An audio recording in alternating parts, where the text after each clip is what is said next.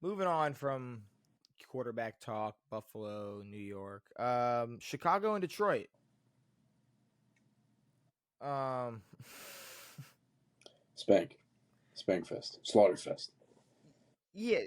Now maybe I was a little too hard on Detroit after week one. Even though it's kind of been established that just Green Bay is really good, which might have played a factor in them losing to Green Bay. So far. But I would say with them beating Chicago, even in this fashion, this really just proves that they're good enough. They're still good enough to do that. Like they're still good enough to blow Chicago out. You know? Yeah, I don't think anything's changed with this team. You still have a bang bang duo running back. You still got a not so receiving core in terms of what they can do. Obviously, they're not like JMO's not the most consistent player, but he can break out and for a 60-yard reception or whatever the hell he had. Consistency from Laporta, and then yeah, just fucking Amon Ra being Amon Ra. What was it? 9 catches, 100. What did he go for? Amara went for 115, 12.8 yards a catch, 3 touchdowns. Fire. Disgusting. Yeah, and Absolutely disgusting. I think that's one thing that Detroit's usually good at is, and I think the Ravens can be good at that at the same time, where like you guys play, like you put up the numbers you're supposed to against shitty teams.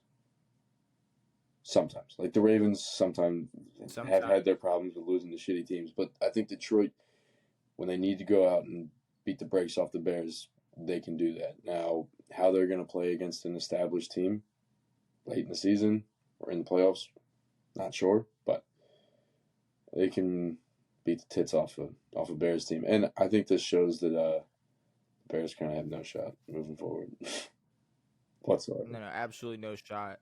But it shows you that Jared Goff, all right, he's gonna give you 5 touchdown passes when he plays a team like the Chicago Bears, Yeah. but then plays maybe a potential top 5 team in Green Bay, and he's gonna struggle. Yeah. Now, what I was struggling with a couple episodes ago when I was trying to describe the type of quarterback Jared Goff was, I didn't know if it was, can you call him elite? Do you call him this? Do you call him that? He's not mid, obviously. But then I figured out a term for quarterbacks that will really, this will be able to cast a net over a lot of different quarterbacks.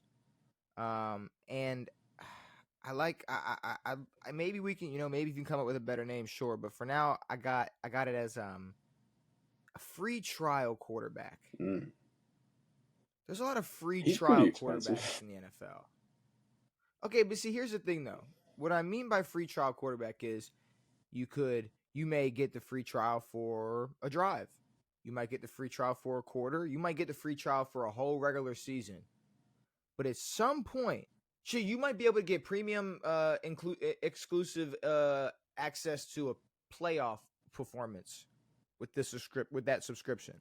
But at some point, you're gonna have to pay Yeah.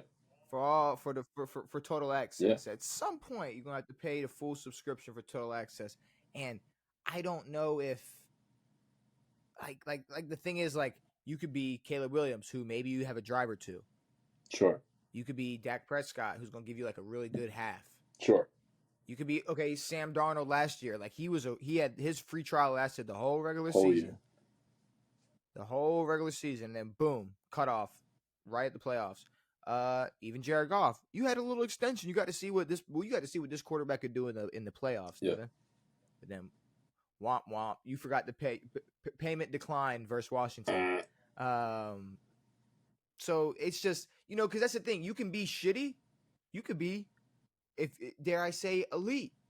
You could be upper echelon, Yeah. free agent quarter or free trial quarterback, Yeah. like Jared Goff. But I would say, besides like trash or franchise guy, you're free agent quarterback, or you're Free trial. God damn it, you're a free trial quarterback. Free trial quarterback. I don't hate that.